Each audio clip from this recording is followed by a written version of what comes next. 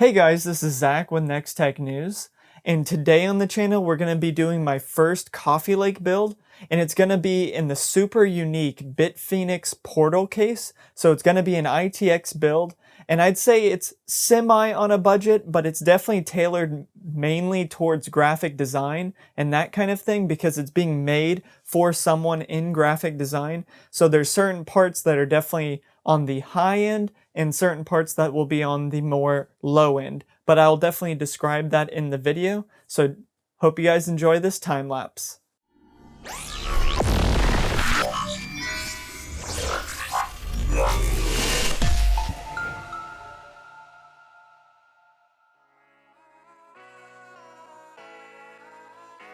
In this build, we have the Bitfenix portal case, an ROG Strix Z370i gaming motherboard, an Asus Strix GTX 1050 Ti, an i7 8700K Coffee Lake processor, a 500 watt Silverstone SFX power supply, a Corsair 1TB SSD, a 32 gig kit of DDR4 Vengeance Corsair RAM, a Spectre PWM Bitfenix 120mm fan, and two Silverstone 80mm fans, as well as the Captain 120EX AIO cooler.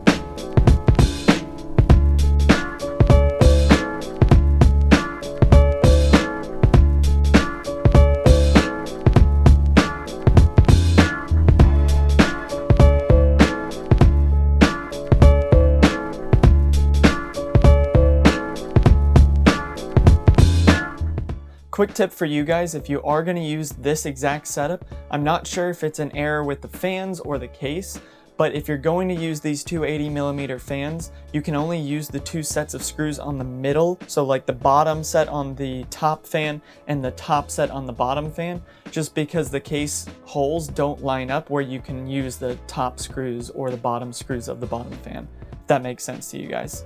Hope that helps.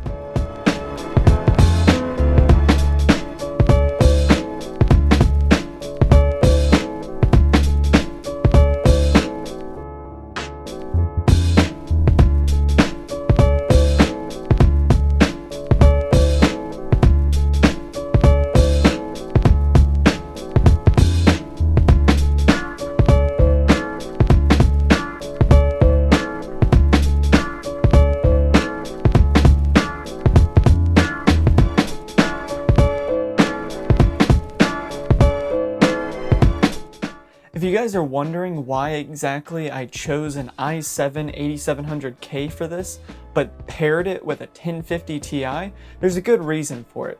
If you watch the video I did right up here in this top corner, in that video I showed how graphics cards don't make that much of a difference in the Adobe suite, and that's primarily what this graphic designer is going to use it for.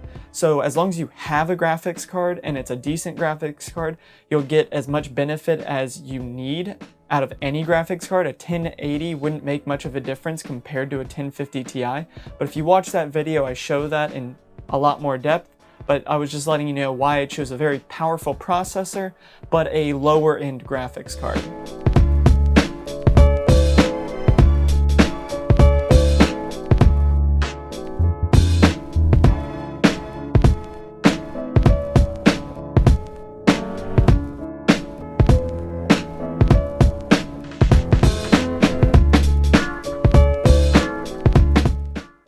If you guys are thinking about doing a build of your own in this case, definitely pay attention to the wire management, because that's by far the hardest thing to do in this case. They don't give you any real good places to put the wires, and if you just have them running behind the motherboard, that'll probably interfere with your ability to close the case. So you definitely have to pay attention and find unique areas to put the wires and everything. I think I did a decent job, but let me know if you guys found a better way to do it.